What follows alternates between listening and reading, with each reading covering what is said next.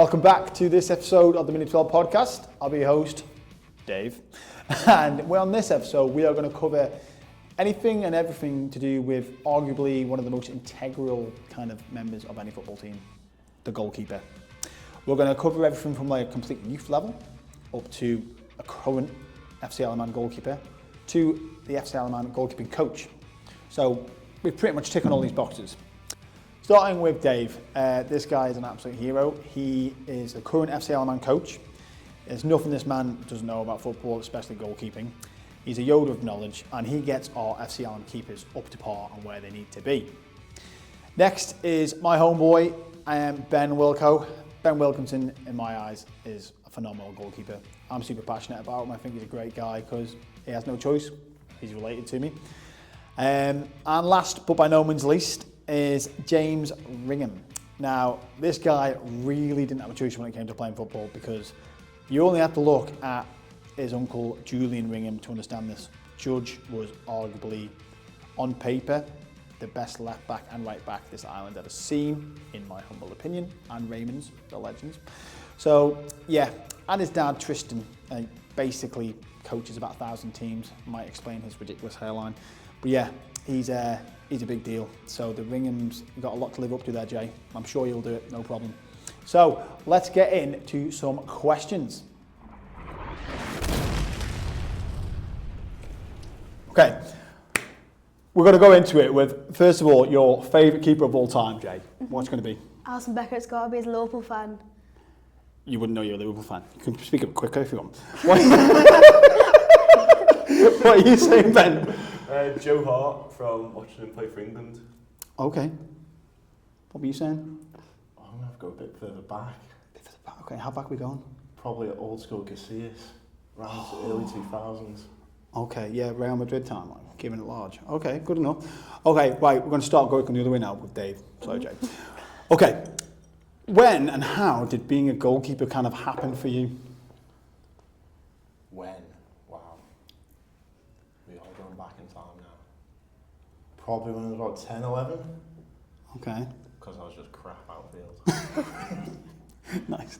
I'm just the biggest, so I got thrown in goal.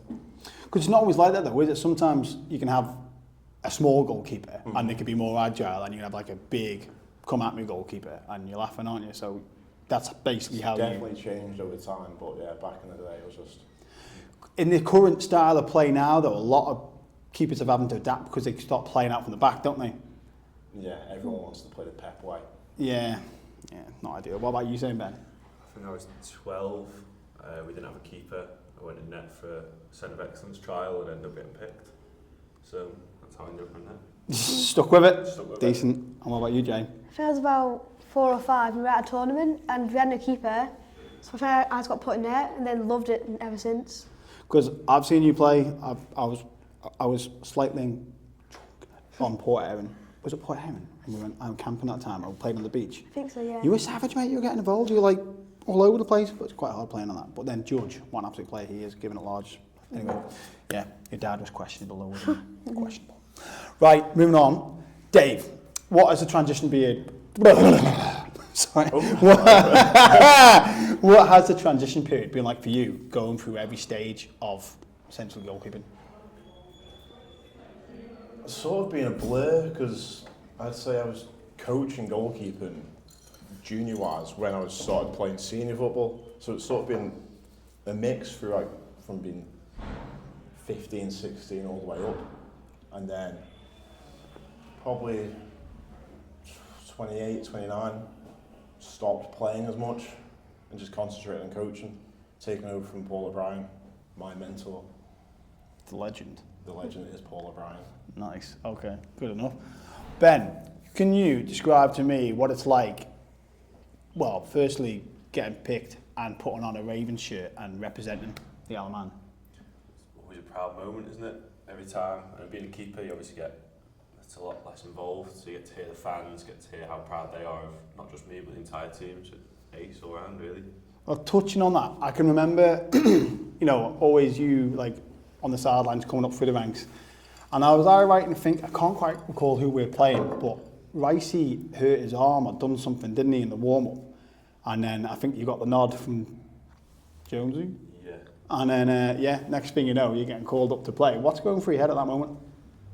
You don't really get much time to think about it. Well, I didn't anyway, to be fair. But you just, I was scared the whole time, to be fair. But the lads are dead confident in the class. So it's pretty easy once you get going, yeah. It's very much like a good sort of family net community spirit with all the players and coaching staff in it down there. Absolutely. Good. The fans make it though, don't they? Could say that.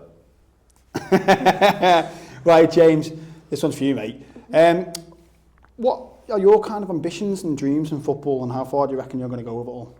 Well, don't know how far I'll go, but I want to play for SCL Man, of course, at some point. And if I can get into the high levels. In the Northwest Counties? Yeah, Go build on. up to League 2 and stuff maybe. Yeah, well, good. That's really ambitious. I like that. Happy days. Good on you. Right, now, what is your most memorable moment since FC Alamanna started for you all? I'm going to start with Jay. So I think I was in the COE that year. So for the first FC Alamanna game, I was a ball boy. Okay. And the ball passed over to me, and the Guernsey left back came over to get it. And I just poked it through his legs and hear the whole crowd cheer. You nutmegged him? Yeah, That's champion. you see What the the look on his face as it happened. So basically you nutmegged. That's class, that. Mega. What about you, Ben? Watching the playoff final from the stands. Being on the other side of it? Yeah, what a memory that was. Yeah, that was good. So when we done that, the place just, we're pushing what, 2,300, 2,400 attendance or something stupid like that back then? It's full, wasn't it? Yeah. What about you, Dave? For me, it's probably when the year that Jonesy took over. We won, the last 5, 6 games on the Unbeaten. bounce against, 6 of the top 8 or something? Yeah, that was a class, that. It kind of turned it around a little bit for us, and I think got the lads playing a different sort of level and style of football as well. Good enough. Okay, right, this is a good one. I'm looking forward to this one. The standard procedure. We're going to start with Ben. The ultimate past and present five-a-side Ravens team. You're going to have a goalkeeper, 2 defenders.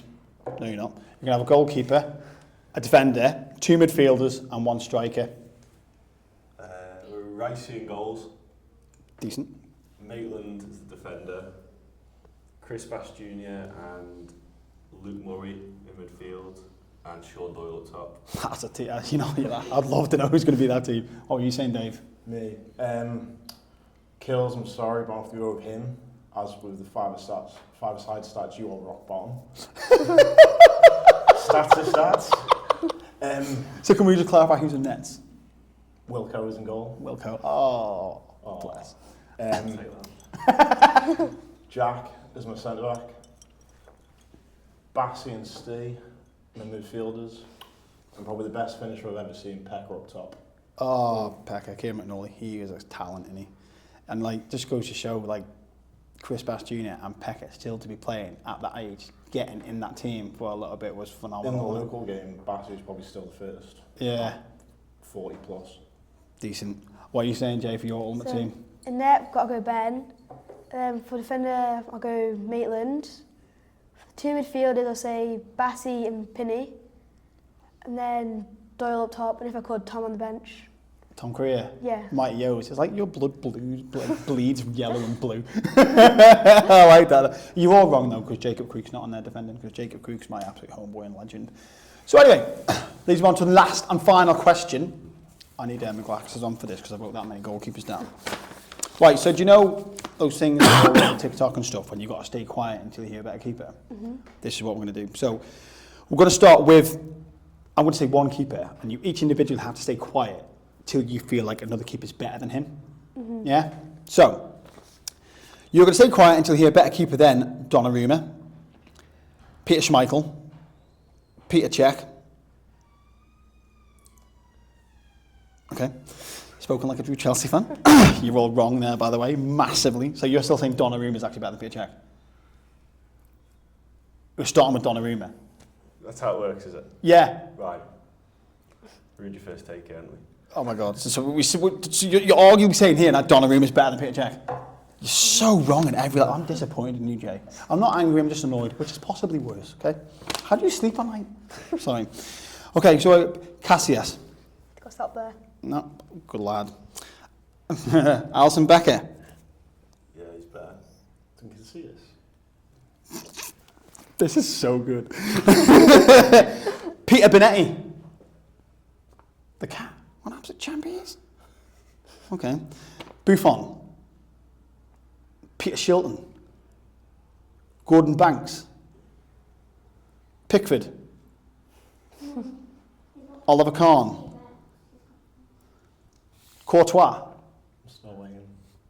Kepa.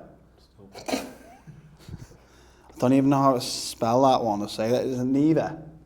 Who's that? Neuer. Neuer. You spelled that wrong on the script. That's Mike. Neuer. Edison. Oblak. Van der Sar.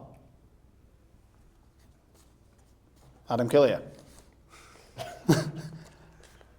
Can you name some more then? Because I'm out now. I'm out. Who? Levy Sheen. I've gone old school there. Who? Go do your homework, son. I'll do some homework. But can we just go rewind? Peter Cech, like arguably the best. Like If you're going off that list, Buffon for me. But Levy Sheen. so, you basically kept quiet during everything, and you've just said now that Buffon's the right one. Knowledge was like, Who needs an education here? Honestly, that's been a pleasure, lads. I appreciate that so much. And now we are doing something new, so don't go anywhere just yet.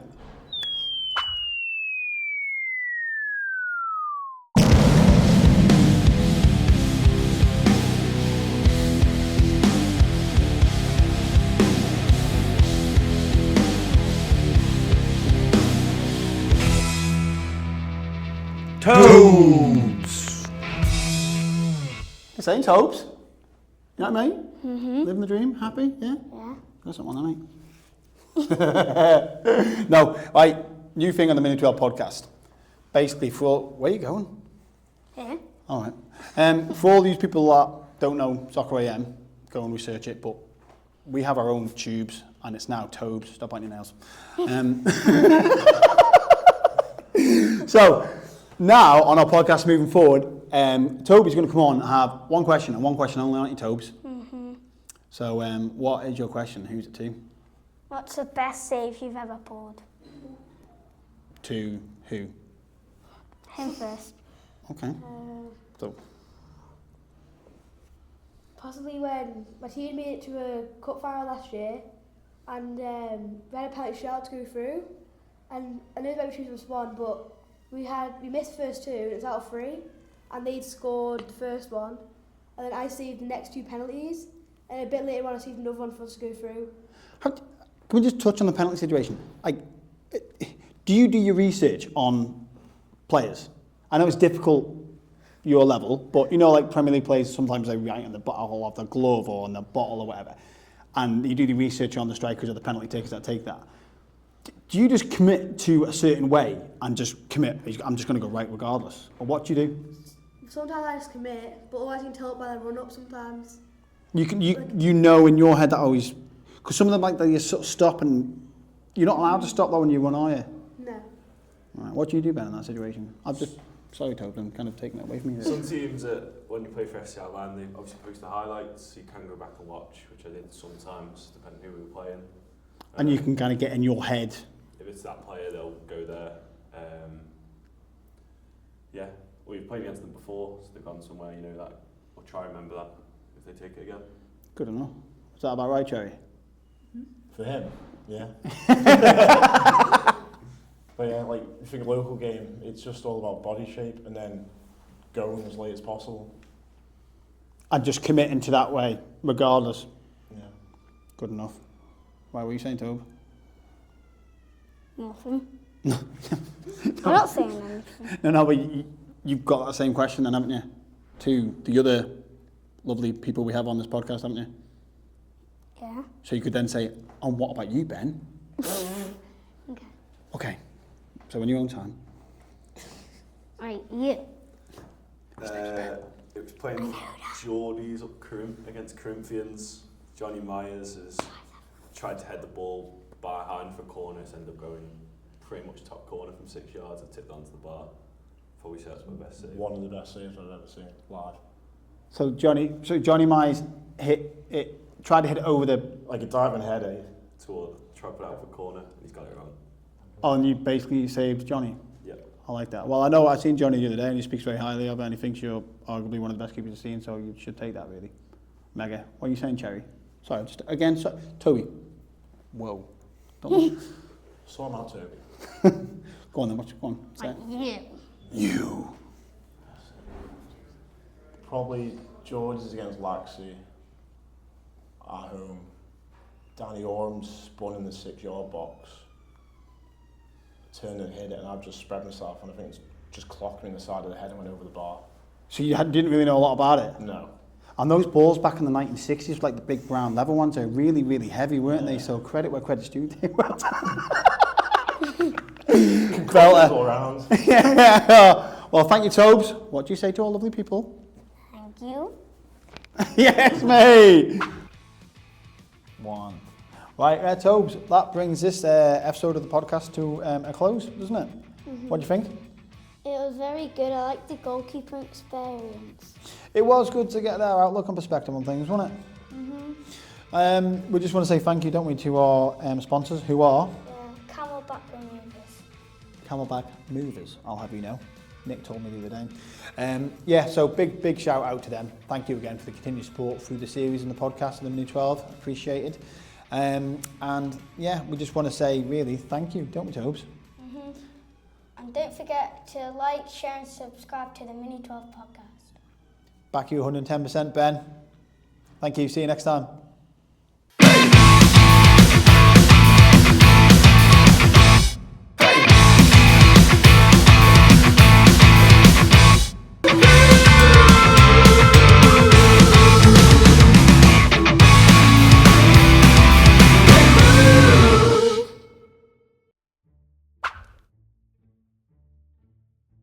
Wallops by Moran, who were getting battered in Div 1. Like the gap between Div 1 and 2 is so This is big. all recording, this is brilliant. Honestly. Take a seat, mate. Take a seat. Well, let's go in order of age and then straight up Ben. And then it's The what, the main Silver end? Fox over here, Philip Schofield on the end. Excuse me. I don't have to be here. Hey. Whenever you're ready. And move that a little bit. Might need to move the seats. You move that way a bit. More. Hey, that. He's totally doing this on purpose. He's totally doing. More. I'm not actually. Just so I get Cherry's big head. That's it. I've just got a broad frame. Fast head. I didn't say anyone had five, right? This is cozy, this, Pot isn't it? kettle black.